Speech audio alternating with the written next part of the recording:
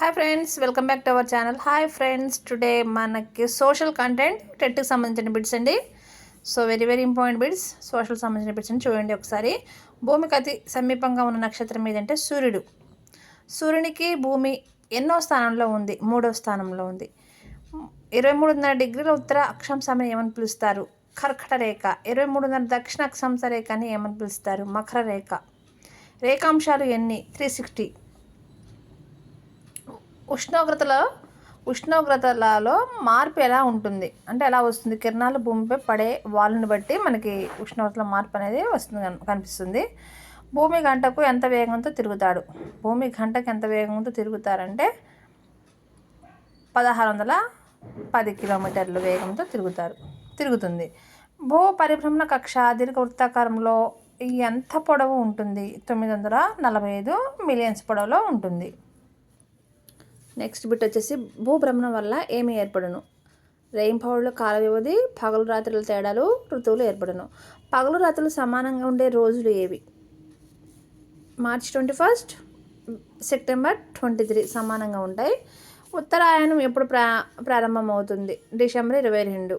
దక్షిణాయనం జూన్ 1. చూడండి ఫ్రెండ్స్, ఉత్తరాయణం ఎప్పుడు ప్రారంభమవుతుంది? డిసెంబర్ 22. దక్షిణాయనం జూన్ 21. ఉష్ణోగ్రతలు ఏ పరికరంతో కొలుస్తారు? థర్మామీటర్. భూ ఉపరితలం సరాసరి ఉష్ణోగ్రత ఎంత? 30 డిగ్రీల సెంటీగ్రేడ్స్. నెక్స్ట్ అండి, అవపాతం అనగానేమి? అవపాతం అనగా పైవన్నీ రూపాల్లో అంటే పైవన్నీ వివిధ రూపాల్లో భూమి చెట్టు అంటే వర్షం, మంచు, వడగండ్లు.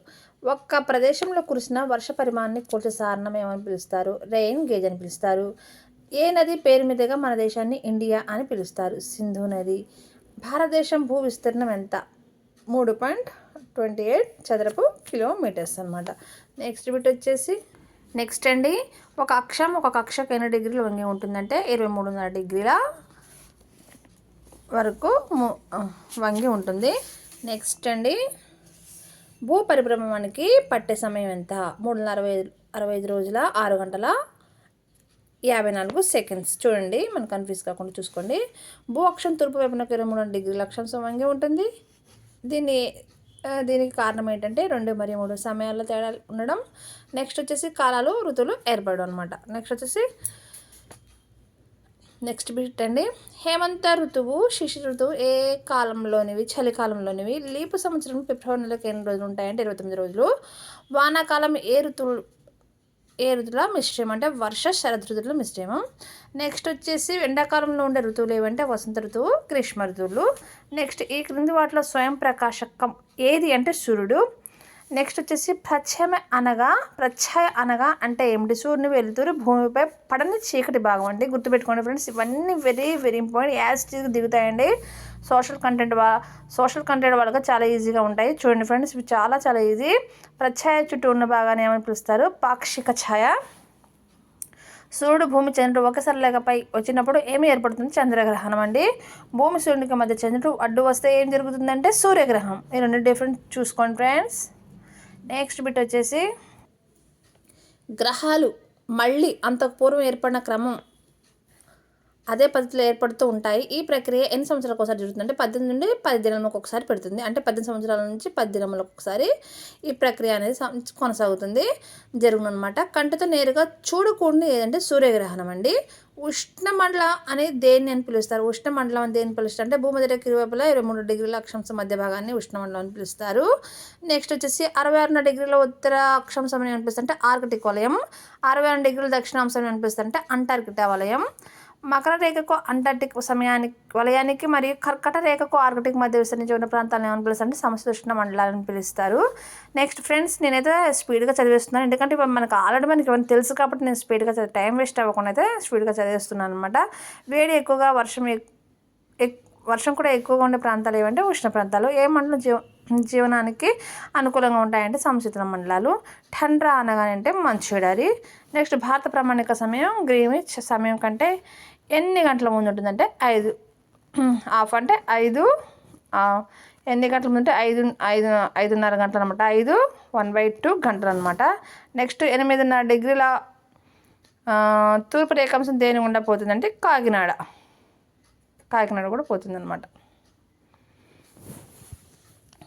నెక్స్ట్ వచ్చేసి ప్రధానంగా భూమిని ఎన్ని శోషణ మండలాలుగా వర్గీకరించవచ్చును? 6. పిగ్మీల వంటి జాతి వారు నివసించే ప్రాంతం ఏంటంటే భూమధ్యరేఖ ప్రాంతము. This is very very very important. ఎడారి ప్రాంతాల్లో పండే పంట ఏదంటే ఖర్జూరం. ఇది కూడా మనకు తెలిసిన విషయమే. ఉష్ణమండల ప్రాంత ప్రజల్లో ప్రధాన రవాణా సాధనం ఏంటంటే ఒంటె. పగలు ఎక్కువగా వేడిని, రాత్రి ఎక్కువగా చల్లని ఏ ప్రాంతంలో ఉంటుందంటే ఉష్ణమండలాల్లో ఉంటుంది.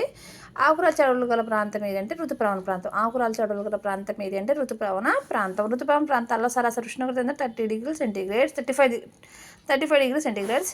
ఏ ప్రాంతంలో ఉన్న అడవుల్లో చెట్లు ఎక్కువ గడుపుగా ఉంటాయంటే మధ్యధరా ప్రాంతాల్లో ఉండి. మధ్యధరా ప్రాంత ప్రజల జీవన వృత్తి ఏమిటంటే వ్యవసాయంతో పాటు పశుపోషణ.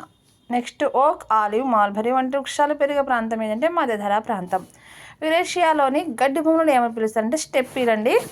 నెక్స్ట్ వచ్చేసి మనకి ఆల్రెడీ తెలుసు ప్రైర్లని ఎక్కడి గడ్డి భూములను పిలుస్తారంటే ఉత్తర అమెరికా.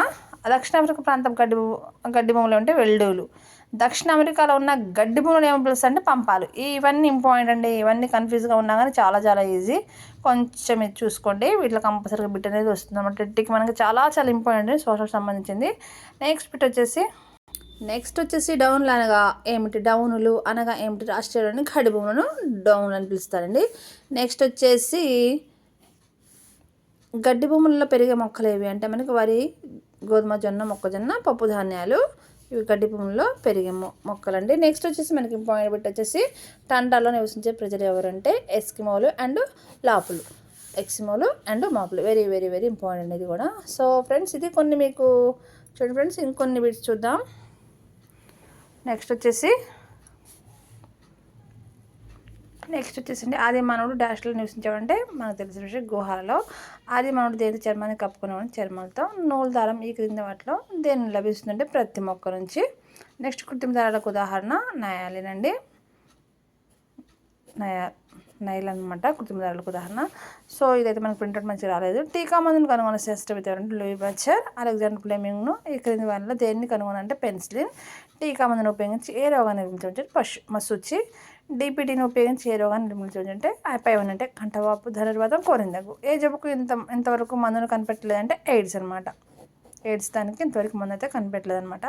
సో ఫ్రెండ్స్, ఇది ఫ్రెండ్స్ రండి. మరి ఎన్ని వీడియోస్ కోసం please like, share and subscribe.